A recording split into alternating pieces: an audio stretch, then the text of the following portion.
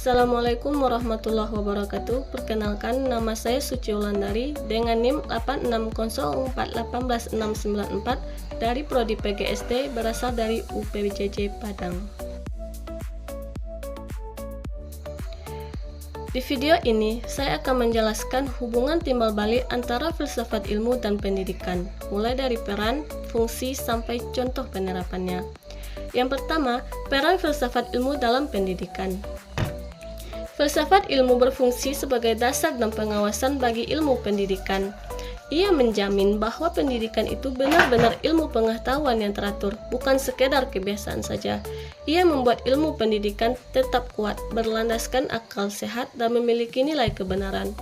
Ia juga memberi arah supaya pendidikan tidak hanya mengajarkan ilmu, tapi juga membentuk karakter manusia yang baik. Yang kedua, peran pendidikan bagi perkembangan filsafat ilmu. Hubungan itu timbal balik, saling menguntungkan. Pendidikan juga berperan penting bagi filsafat ilmu. Pendidikan menjadi tempat penerapan dan uji coba pemikiran-pemikiran filsafat. Masalah-masalah yang muncul di dunia pendidikan menjadi bahan kajian baru bagi filsafat untuk dikembangkan lagi. Melalui pendidikan, pemikiran filsafat disebarkan, dipelajari, dan terus berkembang dari generasi ke generasi. Yang ketiga, filsafat ilmu sebagai pisau analisis pendidikan. Filsafat ilmu punya 3 cara pandang yang menjadi kunci untuk membedah masalah pendidikan, yaitu yang pertama, ontologi atau hakikat.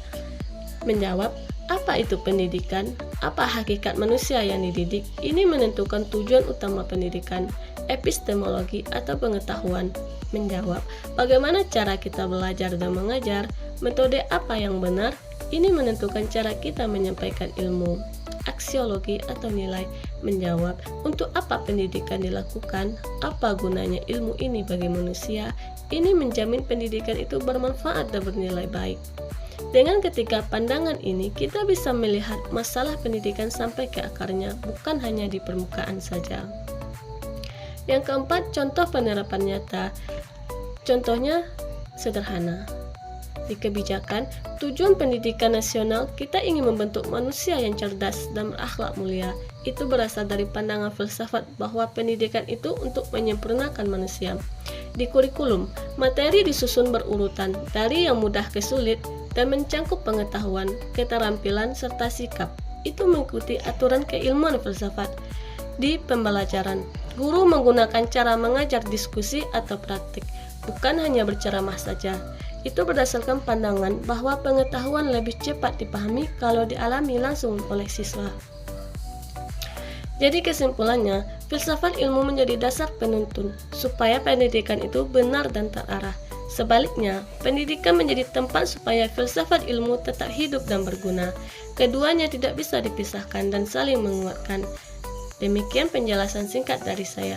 Semoga mudah dipahami dan bermanfaat. Mohon maaf jika ada kekurangan kata atau penjelasan. Terima kasih banyak atas perhatiannya. Wassalamualaikum warahmatullahi wabarakatuh.